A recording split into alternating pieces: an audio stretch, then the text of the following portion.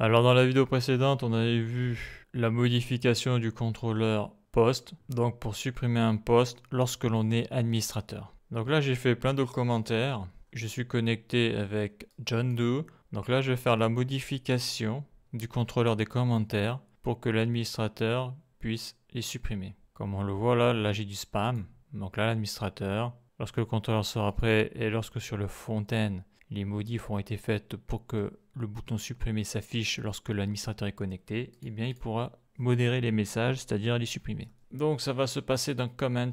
Alors lui je le ferme, dans Delete What Comment. Ça je le ferme. Donc à partir d'ici je désactive tout. Alors je désactive tout parce que j'ai essayé de le faire en faisant des copier-coller en direct, mais j'ai toujours des problèmes de syntaxe. Donc en gros je désactive tout jusqu'au catch. Voilà, et là, il ne doit pas y avoir d'erreur. C'est bon. Parce que c'est ça le gros problème, c'est que lorsque tu te perds dans la syntaxe, surtout que là, il y a beaucoup de code, après, c'est mort pour s'y retrouver. Donc, bien sûr, ce contrôleur va être pratiquement identique, même j'ai envie de dire, il va être identique au contrôleur que l'on a vu. En tout cas, les modifications que je vais apporter, ça va être les mêmes que les modifications que j'ai apportées au contrôleur des postes. Donc, je vais zoomer un peu.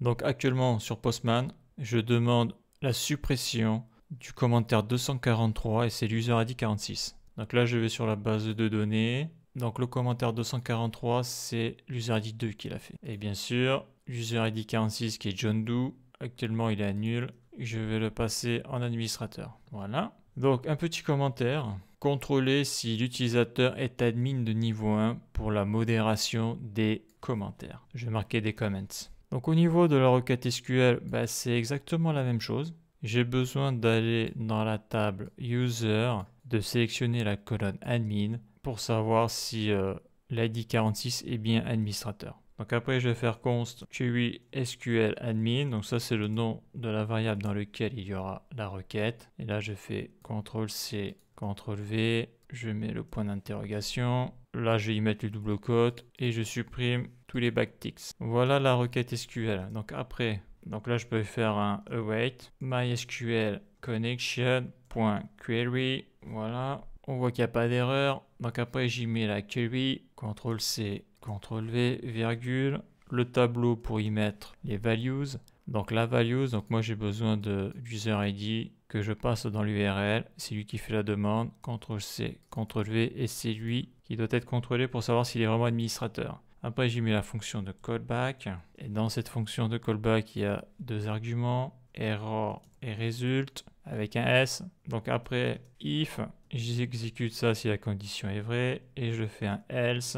Et j'exécute ça si la condition est false. Donc la condition, c'est error. Donc si error est à true, alors tu me fais un res.status. Donc ça, c'est la réponse du serveur. Donc erreur interne serveur, c'est le 500. Alors c'est dommage qu'il ne marque pas exactement à quoi correspond le 500. Point JSON, les parenthèses, les accolades, error. Donc ça, c'est ce que va retourner le serveur s'il y a une erreur. Donc après le else, donc là on voit qu'il n'y a pas d'erreur là. Ça c'est cool, pas d'erreur de syntaxe. C'est pour ça que j'y vais étape par étape. Donc là on va faire déjà un console log de la réponse du serveur. Donc on avait vu que c'était dans results, dans la vidéo précédente.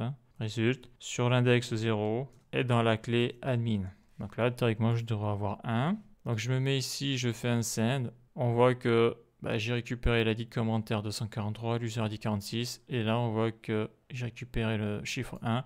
Donc il est bien admin, c'est bon. Donc après ça, je le mets dans la variable admin, car c'est elle qui va me servir pour la condition, pour la requête qui va me permettre de faire le contrôle de l'user ID s'il a bien fait le message et donc pour l'autoriser à supprimer le message. Car là, on voit qu'avec ce contrôleur-là, il y a 3 requêtes à faire sur la base de données MySQL. Donc là, j'ai fait la première requête. Donc là, je fais CTRL-C, CTRL-V. Donc ça, c'est bon.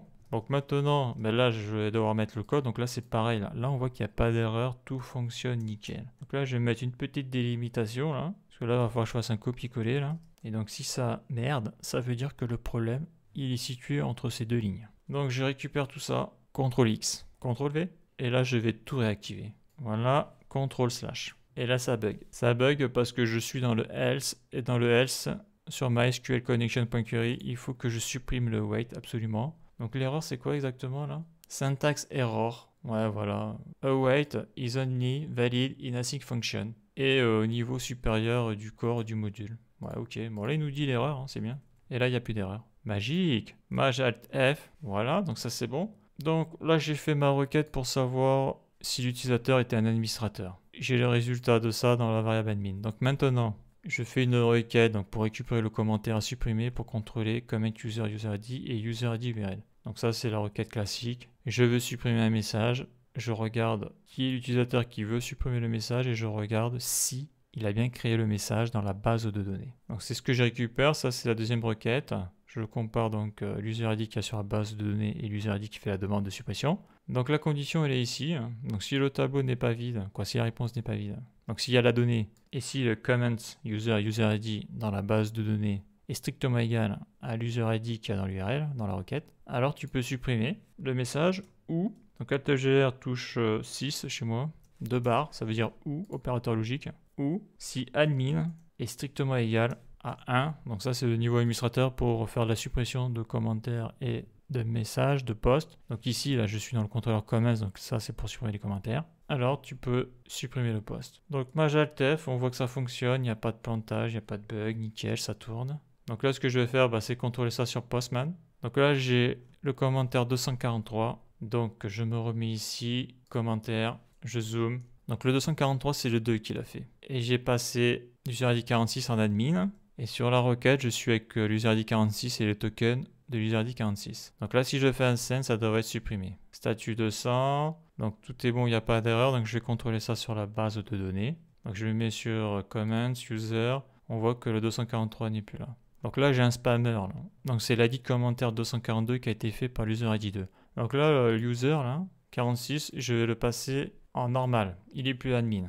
Donc il ne pourra pas supprimer le message. Donc je reviens sur comment, j'ai dit 242. Donc là, je mets 242. Là, ça devrait être refusé. Vous n'êtes pas autorisé à supprimer le commentaire. C'est normal, il n'est pas administrateur. J'actualise, je constate que le 242 est toujours là. Donc maintenant, je le repasse en statut administrateur. Donc le 46, je le passe en administrateur. C'est bon. Je reviens sur comment user.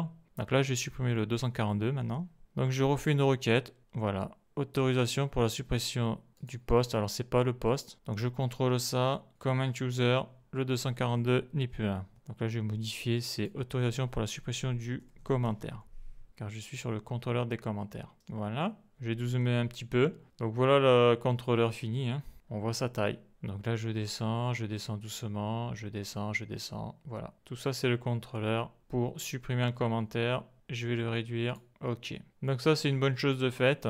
Les requêtes de suppression lorsque l'on est administrateur, ça fonctionne. Si j'actualise ici, on voit qu'il y a des commentaires qui ont dû disparaître. J'affiche les commentaires de ce poste-là, voilà. Super, ça marche. Donc maintenant, ce qu'il va falloir que je fasse, ça sera d'afficher le bouton supprimer sur tous les commentaires et sur tous les posts lorsque la personne qui se connecte a les droits administrateurs. Parce qu'actuellement, le backend est opérationnel, mais sur l'interface, je n'ai pas les boutons pour faire de la suppression quand je suis admin. Car là, je suis connecté avec John Doe et John Doe est administrateur actuellement. Donc ça, on le verra dans la prochaine vidéo. Les modifications du front-end, les modifications de l'interface pour permettre l'affichage des boutons supprimés lorsque l'on est administrateur.